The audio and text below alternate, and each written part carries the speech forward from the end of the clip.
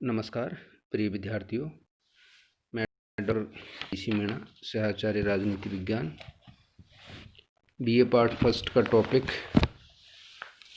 आधुनिक राजनीतिक अवधारणाएं। राजनीतिक आधुनिकी अवधारणाएं पर आज आप चर्चा करूंगा। राजनीतिक आधुनिकीकरण की अवधारणा को समझने से पहले आधुनिकीकरण को समझना जरूरी है। मानव के राजनीतिक व्यवहार को समझने के लिए राजनीति विज्ञान के अंतर्गत विभिन्न उपागम विकसित हुए। इन उपागमों में राजनीतिक आधुनिकीकरण का अपना विशिष्ट स्थान है। राजनीतिक विकास के उपागम को अधिक व्यापक और व्यवहारिक स्तर पर प्रयोग करने के राजनीतिक आधुनिकीकरण की भूमिका महत्वपूर्ण मानी जाती है। राजनीतिक विकास की अवधारणा राजनीतिक व्यवस्था की क्षमता एवं सततता से संबंधित होने के कारण अपेक्षाकृत जड़ अवधारणा मानी जाती है। इसलिए डेविड एप्टर और अन्य जो कुछ ऐसे विद्वान हैं जिन्होंने राजनीतिक व्यवस्था में होने वाले समग्र परिवर्तनों को समझने के लिए ही राजनीतिक आधुनिकीकरण की अवधारणा को विकसित किया है। राजनीति विज्ञान में राजनीतिक आधुनिकीकरण ऐसा उपागम है जो सुस्पष्ट पूर्णतः परिभाषित नहीं किया जा सकता, लेकिन उसे भली भांति समझ सकते हैं। राजनीतिक संस्थाएं और राजनीतिक मूल्य परिवर्तनशील होते हैं। कुछ समाजों की संस्थाओं और मूल्यों में परिवर्तन क्रांति के कारण तेजी से होते हैं और कुछ में विकासवादी गति से धीरे धीरे होते हैं।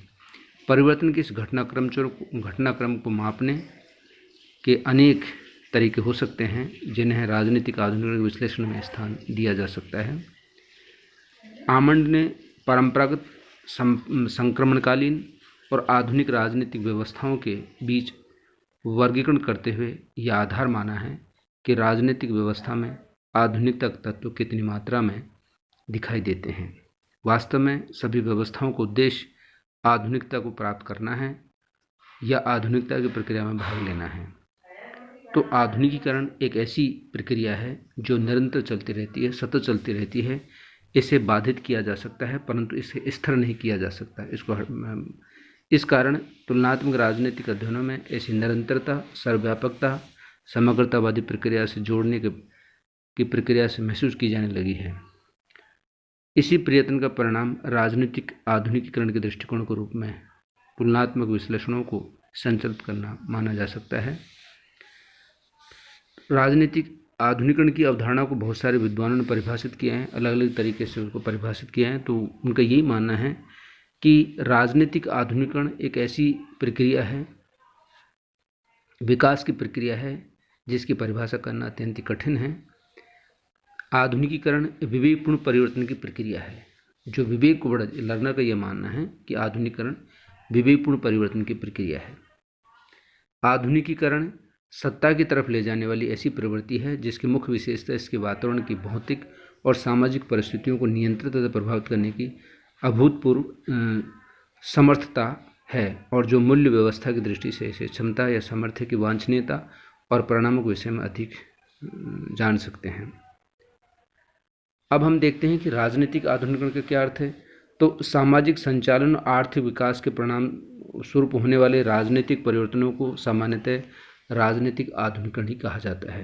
यानी जितने भी सामाजिक क्षेत्र में और आर्थिक क्षेत्र में जो परिवर्तन होते हैं, जो चेंजेज होते हैं, राजनीतिक चेंजेज होते हैं, इन्हीं को आधुनिकीकरण का नाम दिया जाता है। इसके अंतर्गत शहरीकरण, औद्योगिकरण, लौकिकीकरण, प्रजातांत्रिकीकरण, शैक्षणिक और साधन सहभागिता आदि परिवर्तनों को लिया जा सकता है। इनमें जो इन क्षेत्रों में जो परिवर्तन होता है उसे ही राजनीतिक आधुनिकीकरण संज्ञा दी जाती है। हंटिंगटन का कहना है कि अर्थव्यवस्था की आत्मनिर्भरता में वृद्धि, राजनीतिक व्यवस्था की जन सहभागिता में वृद्धि, संस्कृति में धर्मनिरपेक्ष व बौद्धिक प्रतिरूपों का विस्तार, सामाजिक गतिशीलता को प्रोत्साहन, ये कुछ आधुनिकीकरण के मुख्य लक्ष्य हैं, मुख्य उद्देश्य हैं। अब बहुत सारे विद्वानों ने राजनीतिक आधुनिकीकरण की विशेषताएं भी कुछ बताई हैं। इन पर इनको सबका करने के बाद में कुछ विशेषताएं हैं। जैसे सबसे पहले राजनीतिक शक्ति का विस्तार। राजनीतिक आधुनिकीकरण में शक्ति को राजनीति विज्ञान की केंद्रीय अवधारणा माना जाता है। राजनीति विज्ञान में शक्ति का अध्ययन किया जाता है। राजनीतिक व्यवस्था में शक्ति का केंद्रीकरण होने लगा है। राज्य में शक्ति का केंद्रीकरण का मतलब यह होता है कि राजनीतिक शक्ति अन्य दूसरी शक्तियों के नियंत्रण एवं संचालन बन जाने पर वह समाज राजनीतिक रूप से अधिक आधुनिक कहलाएगा। इस प्रकार राजनीतिक शक्ति का महत्व बढ़ना राजनीतिक आधुनिकरण की निशानी है। इसी तरह से अगला है राजनीतिक शक्ति की अधिक पैठ। सरकार की जनता तक पहुंच में वृद्धि राजनीतिक आधुनिकरण का लक्षण है। सरकार और जनता के बीच प्रत्येक स्तर पर संपर्क की स्थिति को हम कह सकते हैं कि समाज में राज्य की अधिक पहुंच है। केंद्र और परिसर के मध्य अंतःक्रिया। आधुनिक राजनीतिक समाजों में केंद्र और परिसर की अंतःक्रिया बढ़ जाती है। ध्यान देने की बात यह है कि केंद्र का अर्थ राजनीतिक व्यवस्था और परिसर का अर्थ समाज से है। तो व्यवहारवादियों की भाषा में इसे आगत निर्गत भी कहा गया है, जो हमने पिछली क्लास में पढ़ा था। आगत यानी सिस्टम को चलाने के लिए इनपुट का बहुत जरूरी है, और इनपुट जब होगा तभी आउटपुट होगा। इसलिए उस सिस्टम को चलाने के लिए इनपुट और आउटपुट का होना जरूरी माना जाता है। सत्ता की परंपरागत स्रोतों के निर्बल स्थिति। राजनीतिक आधुनिकरण में सत्ता के स्थानांतरण हो जाता है। एक आधुनिक समाज में धार्मिक, परंपरागत, व्यावहारिक और जातीय सत्ता का स्थान राजनीतिक सत्ता द्वारा ग्रहण कर लिया जाता है। हंटिंगटन ने कहा है कि राजनीतिक आधुनिकरण की इस विशेषता पर लिखा है कि आधुनिक राजनीतिक समाज में धार्मिक, परंपरागत, पारिवारिक और जातीय सत्ताओं का स्थान एक लौकिक और राष्ट्रीय राजनीतिक सत्ता के द्वारा लिया जाता है।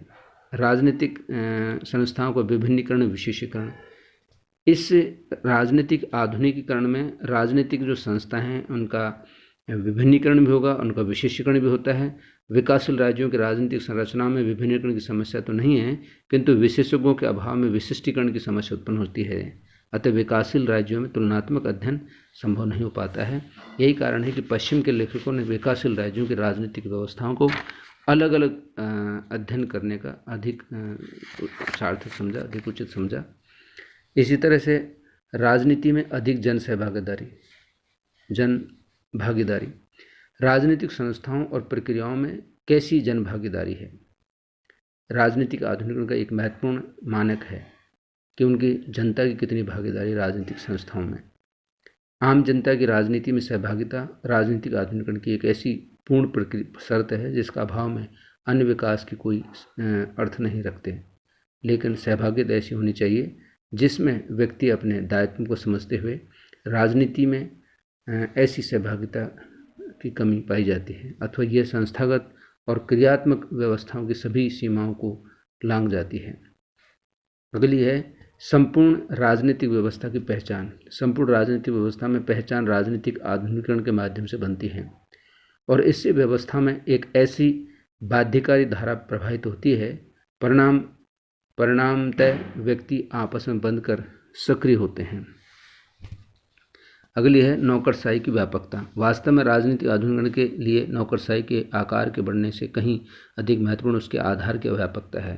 व्यापकता का अर्थ सरल अर्थ है कि संपूर्ण समाज में लोक सेवकों की नियुक्ति की जाए। जितने भी समाज हैं उनमें सब में लोक सेवकों की नियुक्ति की जाए, और केवल प्रक्रियात्मक व्यवस्था नहीं है बल्कि प्रशासक वास्तव में समाज के सभी वर्गों से लिए जाए इसकी व्यवस्था की जाए, तो अपने आप क्या है उसमें परिवर्तन आ जाएगा, अपने आप उसमें चेंज आ जाएगा। फिर इसके बाद में राजनीतिक आधुनिकरण कुछ मॉडल हैं, जिसमें जैसे राजनीतिक प्रजातंत्र। राजनीतिक प्रजातंत्र से सिल्स का ये कहना है कि ऐसी व्यवस्था जो निरंतर आधुनिकरण के मापदंडों की ओर और अग्रसर हो, उसकी तरफ बढ़ रही हो, ऐसी व्यवस्था को ही इसमें कहा गया है। इसी तरह से दूसरा है संरक्षक लोकतंत्र। सिल्स के अनुसार राजनीतिक आधुनिकरण का यह